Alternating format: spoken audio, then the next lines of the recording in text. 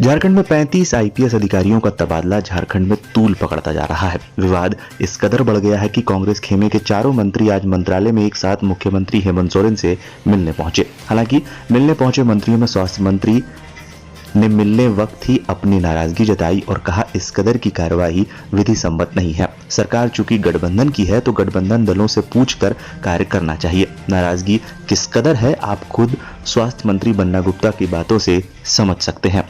SP लोगों का जो तबादला हुआ और 5 करोड़ का जो अधिकार सचिवों को मिला है, इस पे थोड़ा सा विस्तार से बताएं, क्या आखिर इसमें पेच है? आखिर क्या गड़बड़ी है? एसपीओ को ट्रांसफर में कहाँ पे हुआ?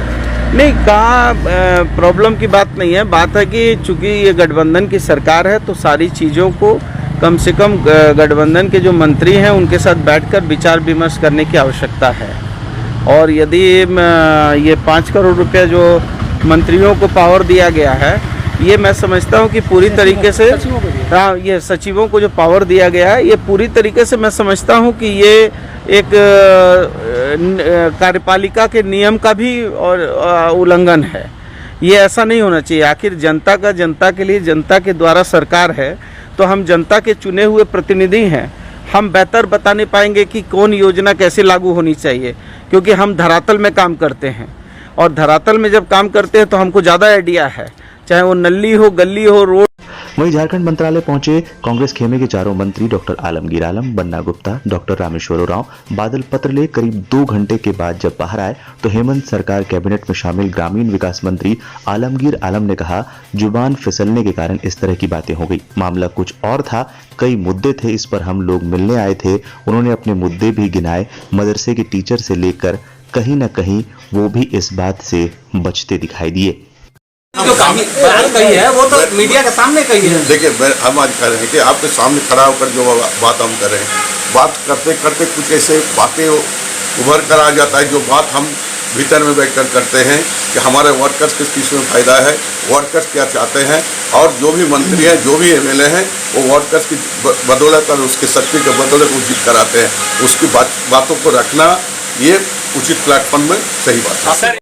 कांग्रेस से क्या ये संभव है कि आप जब अपने विभाग का कोई निर्णय लेंगे तो किसी दूसरे विभाग के किसी मंत्री से आप बातचीत करें और मुख्यमंत्री तक ये बात ले जाएं? क्योंकि ये बातें अब आ रही हैं, ये तो गृह विभाग का मामला था, मुख्यमंत्री स्वतंत्र हैं एकदम 100%। हम भी आज बोलते हैं, सबके सामने हम बोलते हैं कि गृह विभाग उनका है, आज उनका सीएम खुद है, वो निर्णय ले सकते हैं।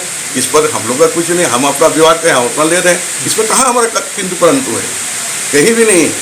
आलमगीर मतलब ये सारा सही है कि 3 एजेंडों को लेके जो जानकारी आज सोशल मीडिया में और जो चर्चा है कि आप लोग 3 एजेंडों को लेकर आ रहे थे, जिसमें कि एक तो आईपीएस तबादलों को लेकर आप लोगों ने बैठक की नेपाल हाउस में। दूसरा ये है कि सचिवों को जो 5 करोड़ का टेंडर देने की बात है, उसको लेकर जो है एक बड़ा इशू है। उस इशू पर आप लोग सीएम से ये चाह रहे थे कि इस पर सरकार फिर से विचार करे। और साथ ही साथ एक और एजेंडा था जिसपे आप सरकार के साथ चर्चा करना चाहते थे। ये जानकारी जो आ रही है इसको थोड़ा साफ कीजिए कि ये क्या देखिए, हमारे पास जो एजेंडा है आपको हम बता रहे हैं, मदरसा का एजेंडा ये आपके पास है। ये ऐसा नहीं हम लिख कर लाए, ये मदरसा का टीचरों को 38 महीने से वेतन नहीं मिल रहा, उसकी चर्चा में आए थे। और हम चर्चा करने आए थे, पहले जो हम बात ने कहा है कि यहाँ पर जो प्रवासी मजदूर हैं उसको कैसे वापसी हो। और दूसरा अपना विभाग का था कि अभी हमारे यहाँ ट्रांसपोर्ट पोस्टिंग होता है, जून जुलाई में होता है, और अभी हमारा यहाँ 16 जगह डुअल चार्ज में है, कहीं पर वीडियो नहीं है। तो हम आए थे कि वीडियो का बारे में भी कुछ जगह जो वैकेंट पड़ा हुआ है उसके बारे में हम लोग चर्चा करें ताकि वहाँ पर भी वीडियो दिया जाए।